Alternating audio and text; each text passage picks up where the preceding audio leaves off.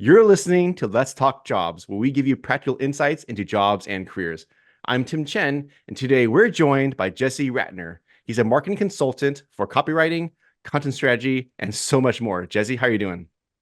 I'm great, Tim. Thanks for having me. Now, today's podcast episode is going to be very interesting because we're going to be talking about artificial intelligence, and then we're going to go into authenticity and humanity, and then we're going to somehow end on personal growth and just freedom from our addictions. So hang tight because this is going to be a fun ride. Jesse, before we get started, can you just tell me a little bit about what you're doing today? Yeah, I'd love to. So today, as of April 5th, 2024, um, I'm doing a couple of things. My main engagement is with a laser manufacturer called Coherent, where I'm the lead content strategist, and I'm doing team management and digital strategy and a whole bunch of other things. And I've been doing that for about 4 years. In addition, I'm a copywriter for Calibra, which is a data intelligence company that's been pivoting into the AI space more recently, and I write blogs and ebooks and things like that for them. I'm doing some work for MongoDB, writing SEO pages, mainly about AI topics like what is prompt engineering, what are embedded vectors, um, and then I'm also doing a little bit of work for another agency, Outliant, where I'm helping them with some brand repositioning and hopefully some other things. Um, so I'm busy. I like the variety. I've always liked that. Um, I like to work different parts of my brain. So my main role at Coherent, I'm I'm I'm a strategist. I'm managing the writers. I'm working with the stakeholders. Coherent has a very broad portfolio. They offer products for the life sciences space and the networking space, which means they're selling transceivers to, hyperscalers, and they're selling lasers, for example, to the EV markets. So Oh, wow. EV manufacturers that are doing very advanced production lines and need very fast, high power lasers to help do the welding and all sorts of stuff. So that's a fascinating job. And my role is mostly strategic and planning um, and the other roles are more um, I'm executing on briefs. I'm writing blogs and ebooks and web pages and things like that. And other things come up, now and again. I keep myself pretty busy, and it's been that way for quite a while. I've been a consultant for nearly 7 years now. It's been fascinating just watching your career trajectory, because when you and I met back at Logitech, Yeah. you're writing copy for .com and I was managing the website of stuff. And I've always known you to be a very creative, hilarious, and just a fun guy to be around. And just kind of seeing you broaden your skill set and applying to different things, it's just really, really cool. And you recently, you and I have been going back and forth online, just talking about AI, right? And how does that affect our various lines of work, or just addressing the fear of possibly AI displacing jobs and whatnot. So I'm just kind of curious, just jump right into that. What's top of mind for you, and how do you see it impacting your field? In a big way. I think it's already changing how creatives, copywriters, designers, SEO folks, strategists, creative directors. It's changing how I think fundamentally how we not only how we go about our work, because I would say the majority of creators are using it, and if you're not using it, there's probably some resistance that's rooted in a real sort of animosity toward the technology. But I feel like uh, I use it. I use the heck out of it. I have a subscription to ChatGPT Pro, to Gemini Pro, and to Claude 3 Opus because I want to try them out and see which one's the best. Uh, Frankly, I find Claude 3 quite quite good and a lot better in a lot of ways than ChatGPT, even though that one gets most of the attention. So for now, in the moment today, April 2024, it's affecting, I think, everybody to the extent that everyone's trying to use it and figure out how to use it well. If you want to write a blog about embedded vectors, which I did recently, I'll use ChatGPT because it'll not only source the information for me. I'm not a computer scientist, I'm not a data scientist, I'm not an AI engineer, but I know how to use the prompts to get me a draft. Now, there are lots of ticks, like there's certain uh, linguistic patterns that, for example, ChatGPT often repeats. People will be familiar with this if they use it. The phrase "in the realm of," like everything seems to start with that. And if you don't, if I were to be the kind of writer that just got a draft out of ChatGPT, said, "Oh, that's good enough. It makes sense. The sentences are complete. There's a subject and a verb, and it's all it sounds right," and handed that over to my client, I would be surprised if they didn't throw it back at me and say, "What are you doing?" So any copywriter, I think, worth his salt is going to know, okay, I really need to heavily edit it. Not only do I edit it, I need to work with the tool, the chatbot, to prompt it to iterate and improve. And so there's lots of things I think, whether it's executing on a blog or creating content strategy or thinking about brand strategy or coming up with a creative brief. I worked for a stint for Snapchat. And when I was at Snapchat, I was asked to develop some digital ad campaigns. And in order to get a quick look at some ideas, I worked with I used Chat, I mean, I worked with Chat GPT. I used it as an assistant to help generate some ideas. But not only was it helpful in generating some ideas, some of which were really bad, and I could just erase, some of which were okay and needed refinement, but it gave me like a structure for a creative brief that was instantaneous. So although maybe only 50% of it was useful from beginning to end, and I had to do a lot of work to get it into a good spot, it's a productivity accelerator. I think none of us can deny that. And that's just for today. And I think so for today, I think we're trying to make sense of it. There's a lot of folks that are scared about it.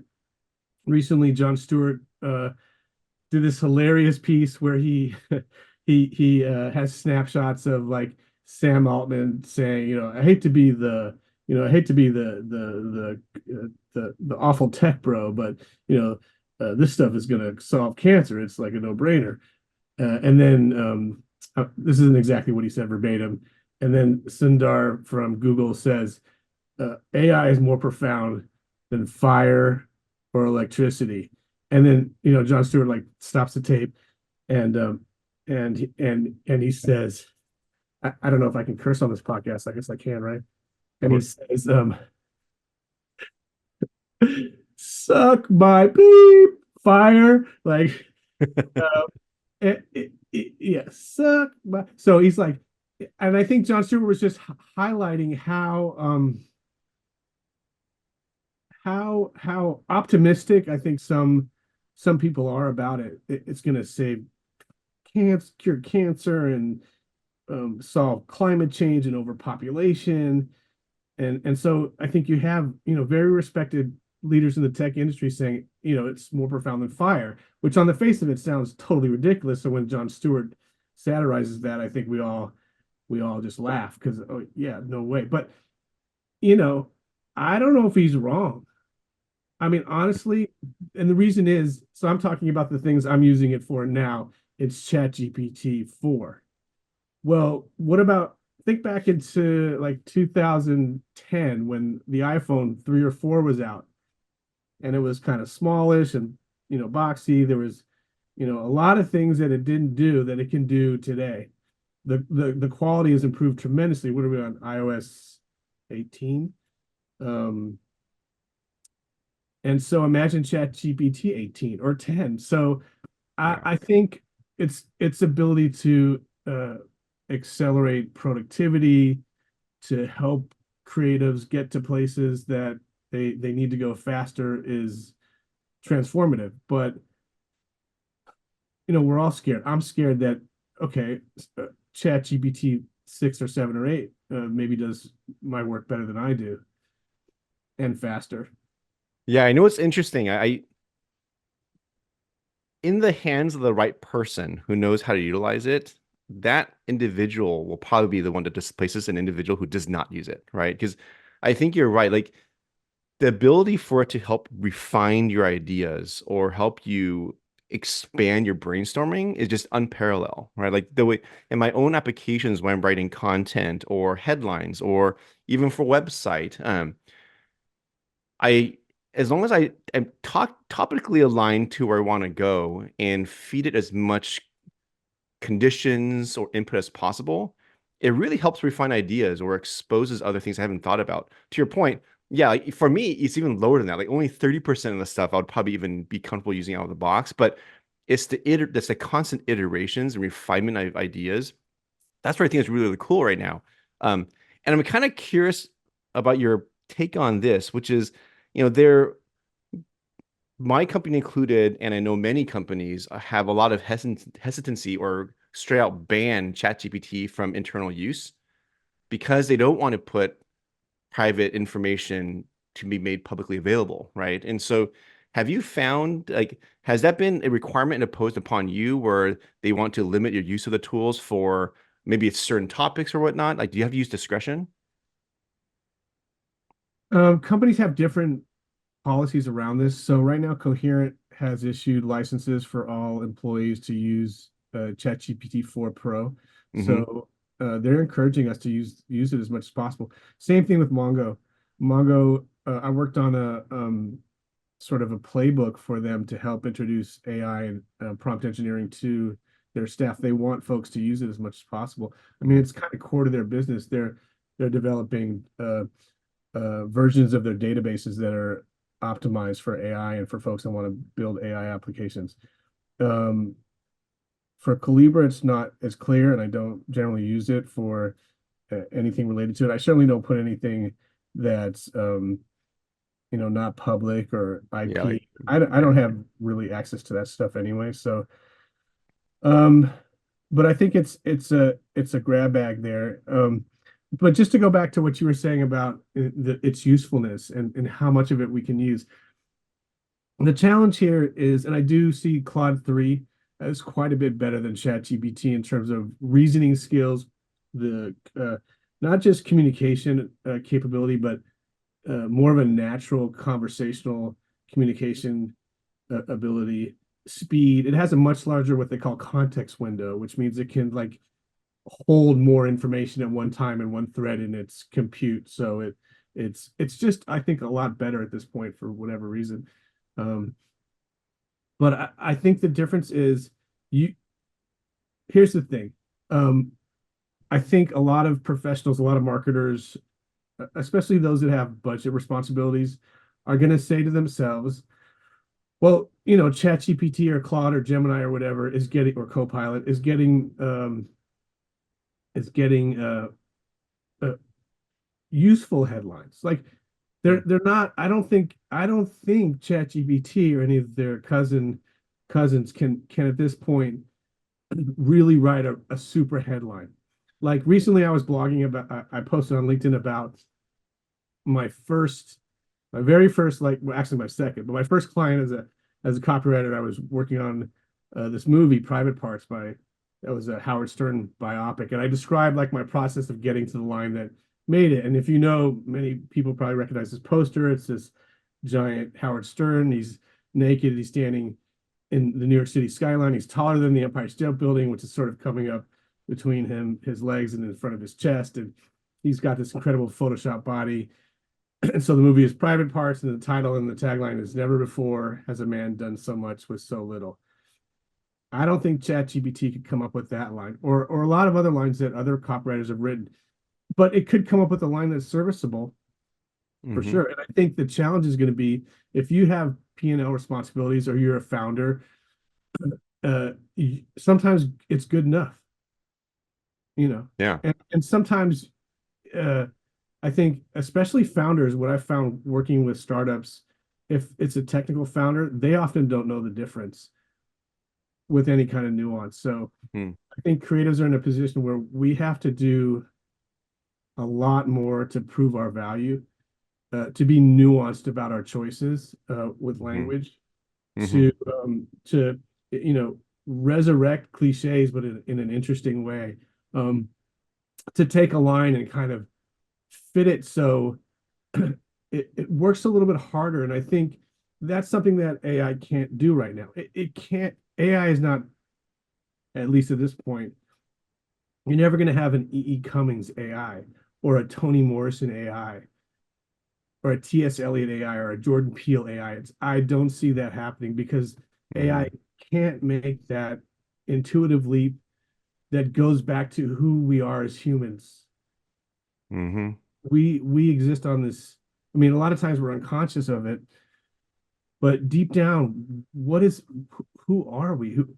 What is in our souls? And what is that deep well of memory and relationships and childhood experiences and ancestors and all that stuff? AI just has data.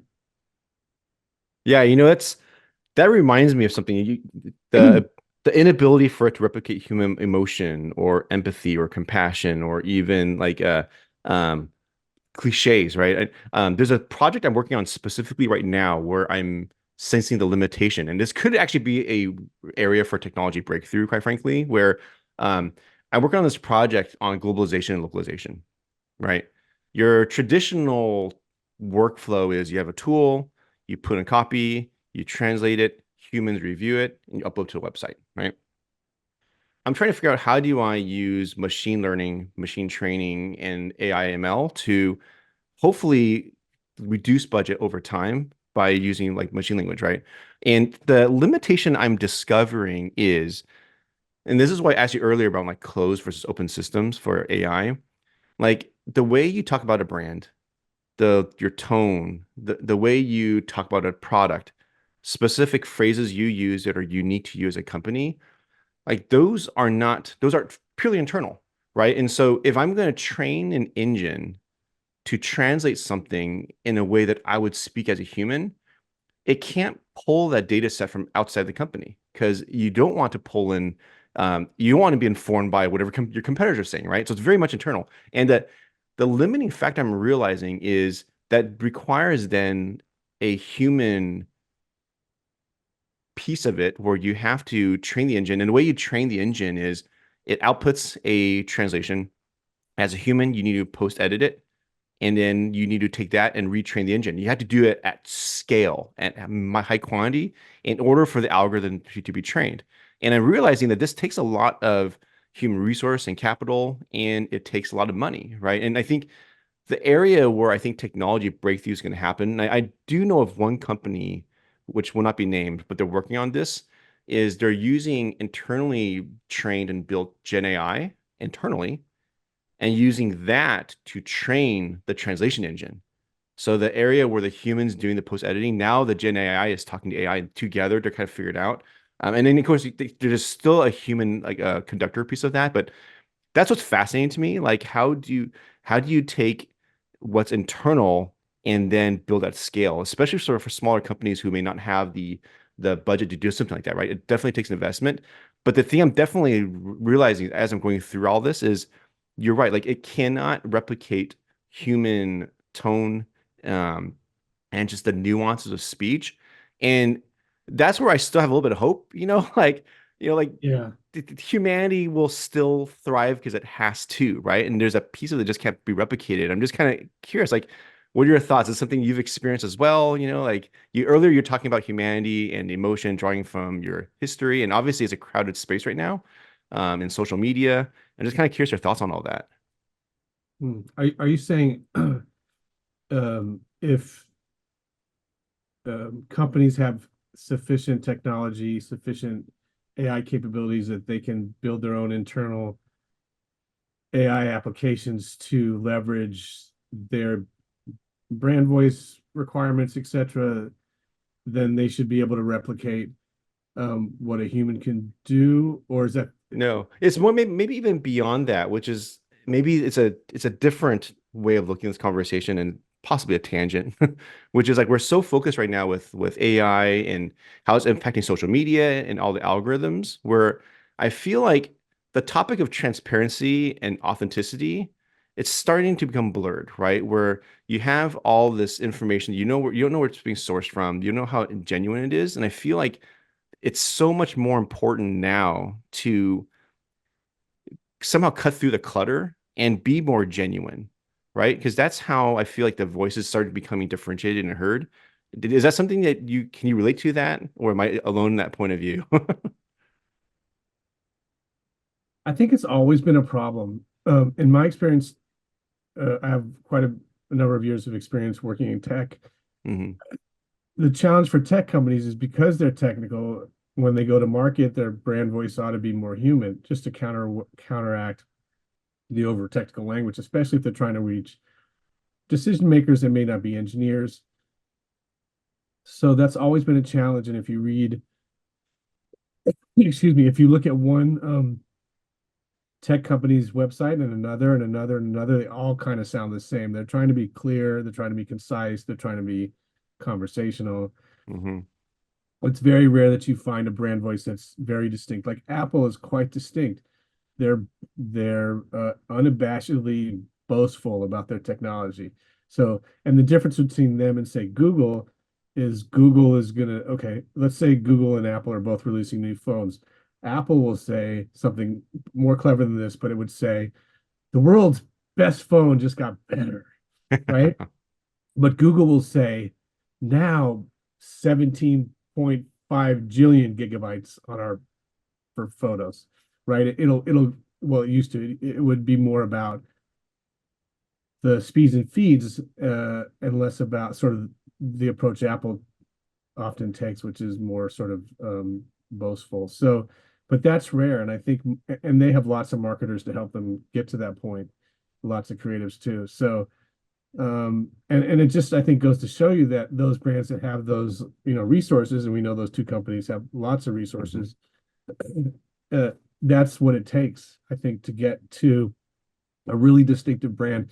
And if you're not being distinctive on brand voice, you're really just distinguishing yourself on message. So, Yeah. company is um, better at, I don't know, database speed, and another company is better at database flexibility, and another company is better at database scale or capabilities in some kind of way. So it's not so much that the brand voice is distinctive. I think, especially when you see above the line marketing, when you look at commercials, that's where it often comes into play. That I don't see right now AI being able to do the thing you're describing, because in order to really, let's think about some of the like most memorable commercials over the years, like Apple's Think Different, Hmm. or Wendy's Where's the Beef, or Budweiser's What's was right, that one, Hmm. or the Old Spice, the God, I should know the line.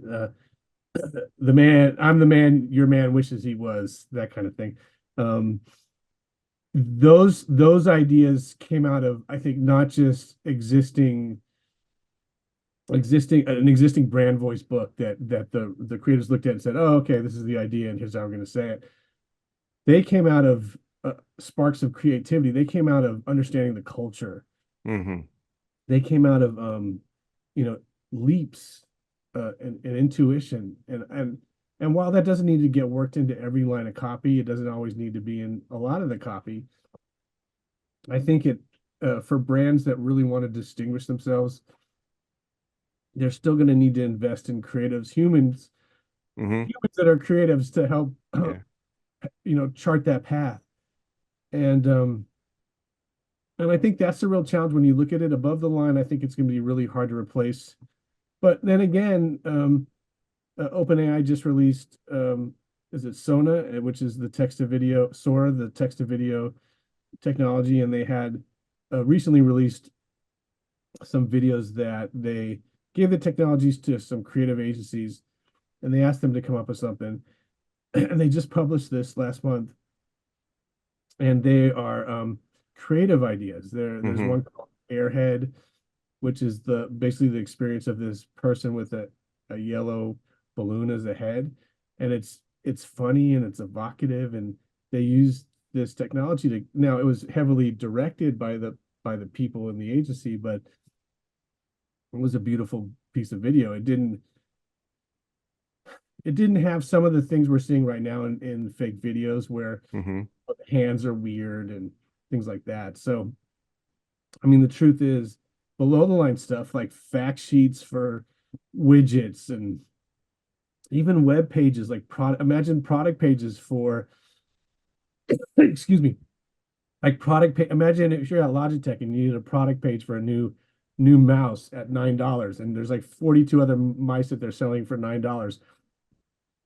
Well, what better way to differentiate maybe and get those out quickly, but then to use Hmm. ChatGPT to produce it and just have a writer check it.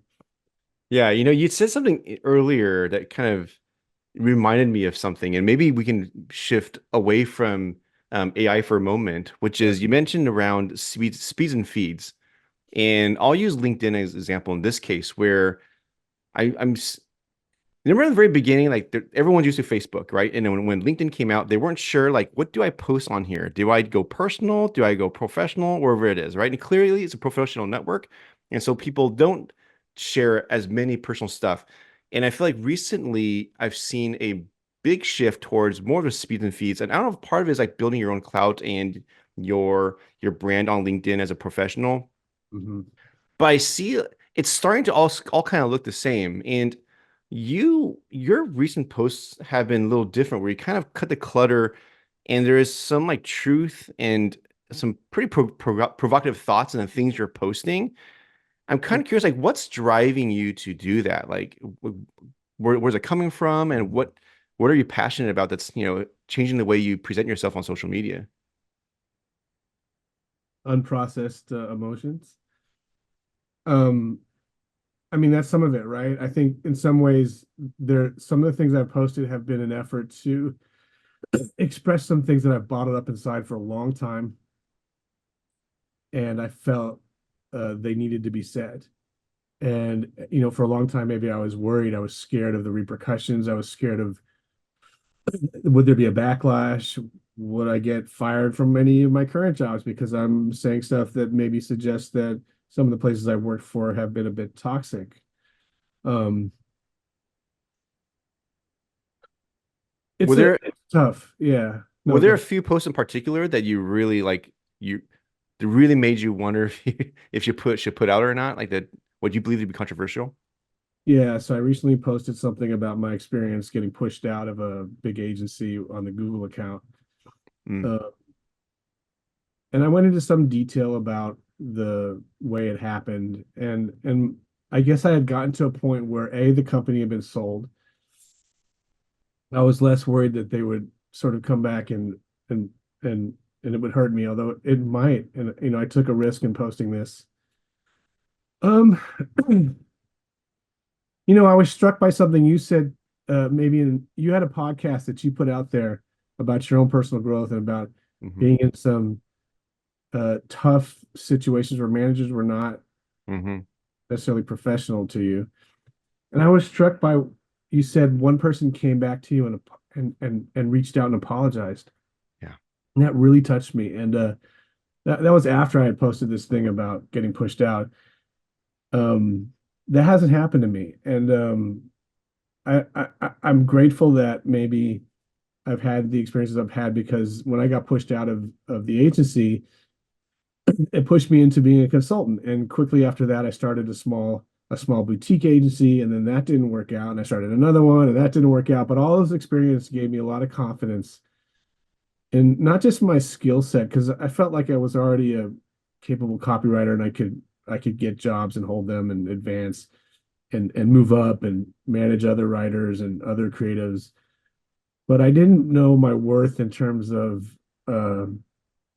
the value of marketing as it relates to creative. As creatives, we're marketers, and we have a lot of value to businesses. In fact, businesses only really have two jobs. That's to create a product or service and tell people about it. Hmm. And excuse me. Um, and I wanted to start being you're right in saying a lot of what I've seen also on Facebook, LinkedIn, it's a bit formulaic. It's like I just reached 100 million, well, not 100 million, but I just reached, 10,000 followers. Thank you, which is great. Or here's, three steps you need to make $1 million in 3 days. No, that's not going to work. Or here's, like here's all you need to do to be successful on LinkedIn. Just post every day. Or any number of other kind of sort of really vapid stuff that I understand. It's brand awareness, right? I mean, that's what folks are doing on LinkedIn. You're not getting leads right away. I mean, maybe some people are, but if you're looking for leads, I suppose to post regularly, put your name out there, and you're creating brand awareness. Not that I like the term personal brand at all, but I think so. It has value, right? But you could be hurting your brand too. Hmm. You can be putting stuff out there that undercuts your value, that says some things about you that maybe is not going to help advance your business. So I've posted more, I think, frankly, and I've always tried to do that. I think um, I, I don't see it as a place just to kind of post vapid stuff. Like I'm working on this post right now that I'm really worried about posting. It's a post about content marketing. It's called "Why Donald Trump is a Great Content Marketer," and I focus on his mugshot, which he sells as a coffee cup, or at least somebody does. So why is his mugshot coffee cup great content marketing? I break it down like why it's helpful because it gives you a lot of information about him. It makes some great promises, and I add in some more colorful language. But oh man, I'm scared. If I post that, I mean, what kind of I don't know. So it's kind of on the same level when I posted that thing about getting pushed out of the agency. It was scary. I Hmm. thought a lot about it. I showed it to a couple people, it gave me some help. Um, and I had people reach out to me immediately that I didn't know, strangers, and said thank you. I went Hmm. through the same thing, and that's very gratifying. Yeah, I totally agree. This I've had several people reach out to me saying, "Hey, like look at your YouTube channel and here's things you can do to monetize it." And I'm like, "You know what? Like that I don't care about monetization. Like the whole reason for me to do this podcast was I'm just trying to help people, right? Mm, Like there's people who are struggling, and if there's any insight or knowledge or even one piece of advice that would allow them to approach an interview differently or to do a job search differently or just amplify their own work differently, like that's the whole point of it, especially with this economy with so much uncertainty around AI. Like that's why I'm doing it. And that's why your post really just kind of stood out to me because it's freaking refreshing, man. thank you. Like the lesson that someone should take from this is like I haven't obviously you haven't posted your thing yet, right? What will be interesting is a discourse around like why you did it. Because if you go in front of let's say someone you're interviewing for a job and you've done something that might have been controversial, but the thought process that allowed you to take that risk, that is something that's worth inspecting into. It's like, what did you think? What outcome were you trying to get for your audience? What's your point of view, and what was your methodology in getting to that point? That skill set and what was or courage, or even the thought process to go through that, you can't replicate that. You can't teach that. And for someone who's willing to do something like that versus just doing the safe thing, like I don't think right now is the right time to be safe because the market is tough. Companies have to stand out, and if you're just doing the same old thing, like it's just not going to work. Like I'm proactively getting budgets cut because they are the same, and I'm being challenged to do more with less. And what does that mean? I got to find a way to like innovate, right? And sometimes the innovating way you think and approach something is totally it. And again, it's really refreshing for me to see that. And I tend to gravitate a lot towards YouTube channels, whether they're for work Yeah. or for just for fun, right? Like, and it's not even a political thing. Both aisles, if I see a truly authentic point of view, I want to watch that. I don't want to see the safe thing, and something that clearly has an ulterior motive. So I just want to kind of give you kudos on that, man. Like I hope you, whatever the reaction is, that it can turn into a different conversation. 'Cause I think the world needs it. Thank you. I appreciate that. I think it is important. Um, there's great pressure in corporate culture, whether you're, in-house or not, to conform, Yeah. and often for good reason, because we all have to row sort of in the same direction to make progress. Um, but can you row faster if you have some folks that maybe can, help you build a bigger oar? Hmm. I think, or a bigger sail. Um, and I think, maybe we could have more sails and less rowers. We get a little further down the line. It's very hard when you're trying to conform, to be honest. Hmm. And you touched on this, I think, in your podcast about personal growth, where you start then doubting yourself. Okay, why, if I'm conforming, but I'm in a toxic culture, let's say, that's not validating my value, my skills, and everything I'm clearly doing, you start to doubt yourself. And I think um, I had another post that I posted. It was about racism, and I had this experience that I read something that took some lyrics from a Tupac song, the Changes lyrics, um, which is a song about the persistence of racism. And this person was an exec who was promoting a salesperson who, in their sales pitch, had leveraged these lyrics but changed them from what they were to say something like, my website's broken. It really sucks. I need a new solution. I'm going to get this new solution, which happened to be Webflow. Um, and then all these people were jumping on her saying 100, but not the emoji 100 and fire. And I was so offended, like righteously offended, unfortunately. And so I posted on it. Don't you think this is uh, um, appropriation, and isn't that wrong? And the original poster, posted back, this isn't appropriation. This is respect. We loved blah, blah. So I said, I think this is a parody. And she said, no. And I posted a definition of the parody, of what a parody is. And she deleted it. And then she DMs me on the side. And we had this long back and forth. It was my first Twitter war on LinkedIn.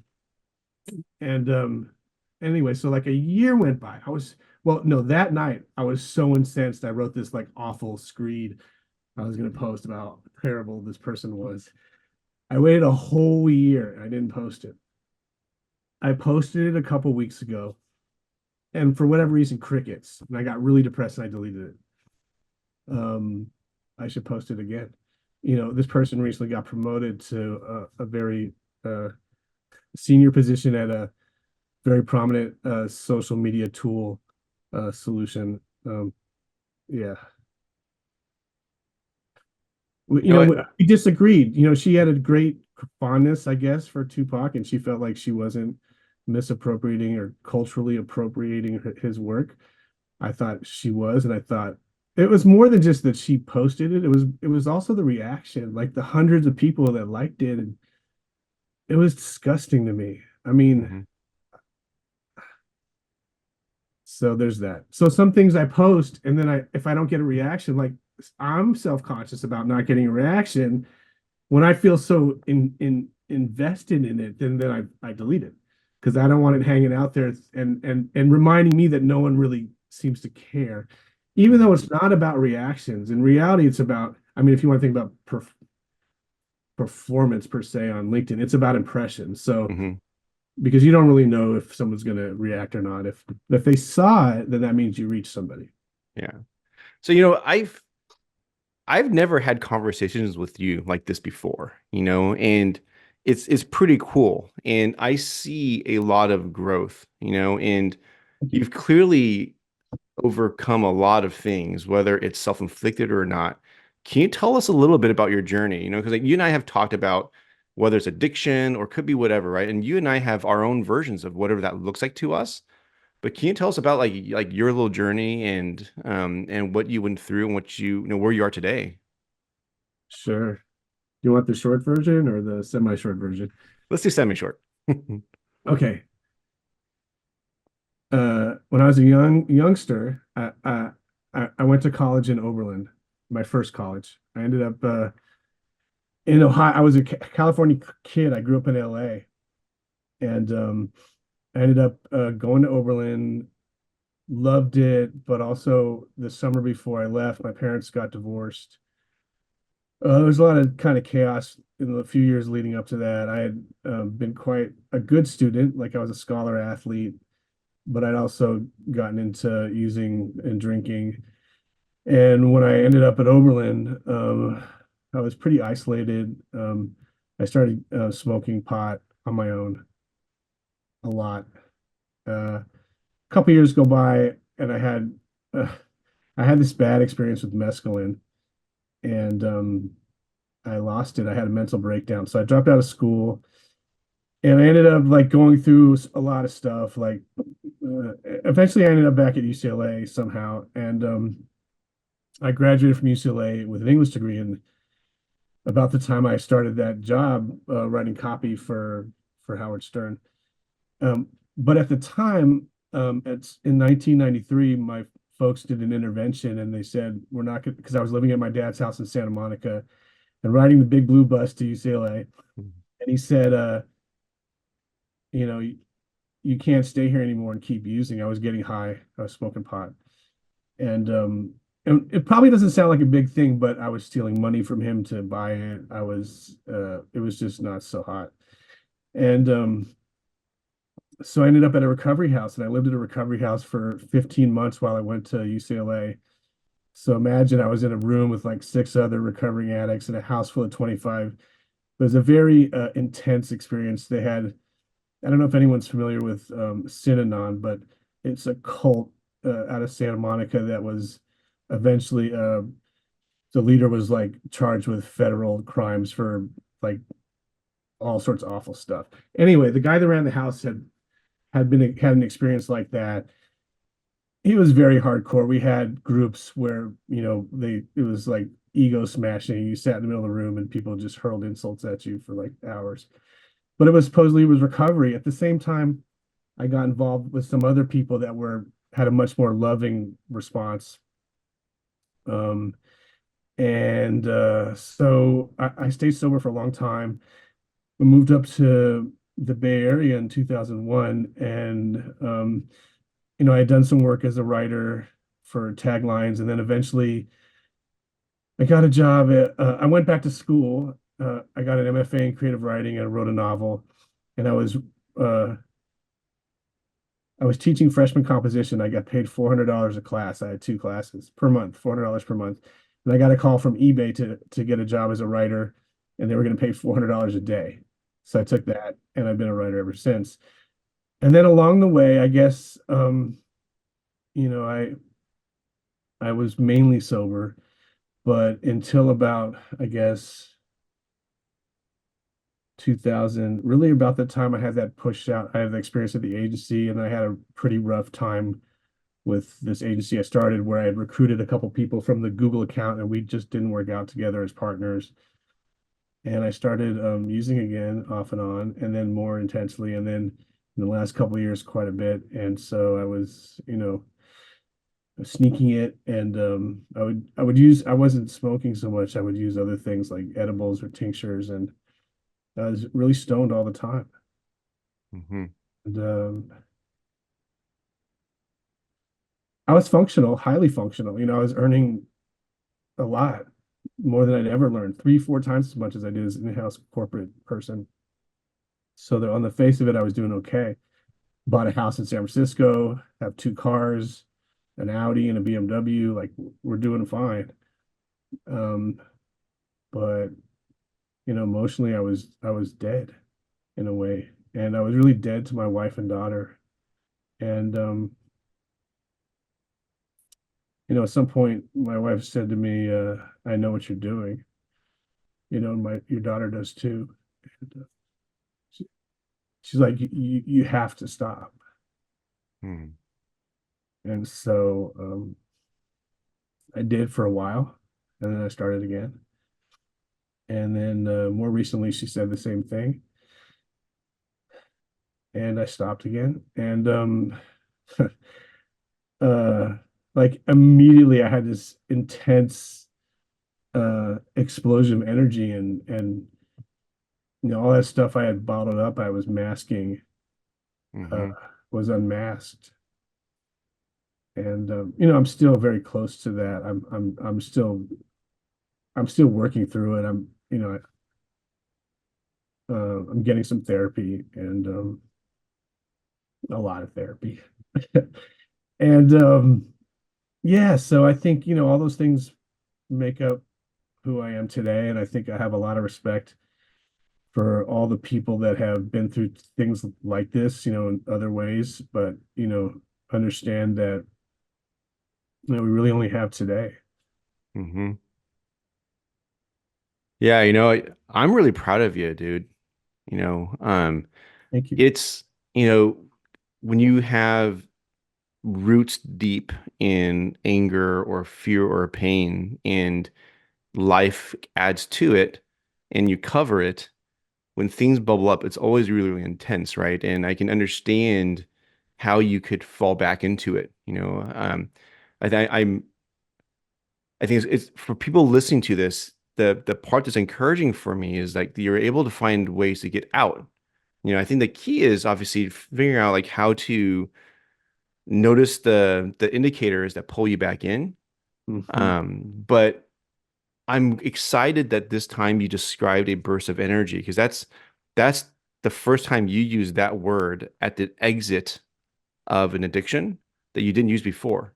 And I'm hoping this new life that you're discovering and re-energizing, reinvigorating, that you're channeling it into something else where those previous triggers that used to pull you in are now displaced by something new, right? And there's no need to go back because now you found a new thing that gives you that kind of hopefully um, covers over or makes up for some of the deficiencies you've had where you had to go and lean towards a substance to kind of take over. And so Yeah. I'm happy for you, man. Thank you. I appreciate that. And I don't think it's one thing. It's family, it's friends, it's really relationships. Yeah. It's some of it is what I think hopefully this podcast enables, and which is to help somebody else. Just one person would Hmm. be a lot. And to know that uh we can go through hard times and still keep going. That I went to this concert in 2001, right after 9/11. Wynton Marsalis was playing at the Hollywood Bowl, and he played this 12-part symphony. And meaning he had the Lincoln Center Jazz Orchestra, and then the LA Philharmonic, and then the choir. And I think Wow. the symphony is named All Rise. But um at the end of it, they did the whole thing. It was like a 2-hour performance, and he gives this speech about uh how this horrible thing had happened in New York City like the previous week. And he said, you know what? We're gonna get up and keep going, because what else can we do? Mhm. You know, man. And then they did an encore. Like, the LA Phil does not do encores. And it was cool. I was like, I lived in Hollywood at the time. I was like skipping all the way home. I was so happy. Um, yeah, I think for me, music is certainly inspiring. Um, Writing, I've been writing a lot more personal stuff too. I want to really, write more about more like more fiction, longer form stuff. And I got an editor, and I've been working on that.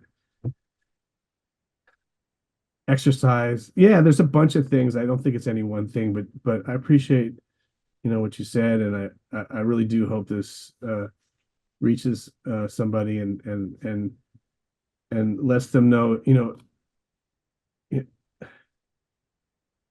it, it's not. I want to say something about AI, but also something about just being human. AI feels really scary, I think, to creatives and maybe a lot of other people right now because it feels like it's coming for our jobs. But AI doesn't really know right. I can say definitively, AI does not know right from wrong, but you do. Mhm. AI doesn't have a soul, but you do. And I think that's really important to remember, you know. Yeah, I love that, man. I'm kind of in awe of just everything you said, and quote like what can't we do, right? And I think maybe the advice I would give to people who are younger in their careers, is, look at me and you. We're old hats. I've got Yeah. a white, my beard is white. I just cut it down, and I think I'm white that on my beard. I guess I do. it's Little bit. it's salt and pepper. Yeah. I think the thing that you and I are realizing is as we're kind of in this season of our career in our lives, we've done a lot of that, right? And for the most part, we know who we are, or in some cases, maybe rediscovering. But there isn't this need or feeling like we need to go out and put ourselves in a way that we did when we were younger. And I think there is a need now to develop more genuine relationships or having more authenticity and just coming back to true center of who you are. Mhm. And I think for someone who's young in their career, I would encourage you to discover that earlier. Because I remember when I was early on in my career, I was so focused on making a name for myself or creating a version of myself that I thought would be more marketable for employers. And along the way, it kept taking me away from my true north, my true center, right? And if I had just someone who just grabbed me and be like, dude, like this is who you are, s- be who you are, be authentic, don't be afraid to be transparent. I think that would have caused me to make different decisions in my career. I think it would have made me approach conversations and relationships differently. It definitely would have made me approach interviews differently as well, in a way that probably would have felt refreshing to the interviewer because now they're getting something real and not some canned thing that was prepared. Um, so yeah, and I love the reminder at the end of the day. It's like AI is there, but it's not going to displace us as humans. And there's a role in it where, where we're invaluable, right? There's a great poem by this Polish writer, Adam Zagajewski. I think he recently passed away. He has a poem entitled "Do Not Let the Luminous Moment Dissolve." And it's this amazing poem about the luminous moment. But he has a line in there: "We have yet to rise to the level of ourselves." Hmm. It's just it always struck me like, okay, like if I have to, what am I going to do today? I don't know. I mean, maybe I have a plan, I have a list or whatever, but where can I really land at the end of the day? And then when I get to the end of the day and I look back, where am I going tomorrow? I mean, in some ways it's a mystery. That's kind of the beauty of our lives, is if we can open ourselves up to the mystery and take a little bit of risk, even when we don't fully, fill those shoes. You, I think I'm often surprised where I end up. I Hmm. didn't expect to be doing this, with you a year ago. Yeah. I think you saw one of my posts and you reached out. Yep. So, yeah, Yeah. Well, man, I want to thank you for being on this show. I think there's so much goodness of what you kind of walk through and in your stories, and I'm hoping that you'll join me again for a future episode. We're going to talk about anything else, but sure. Jesse Ratner, just want to thank you for being on the show, man. You're absolutely welcome, Tim. Thank you so much. Right, take care. All right, bye.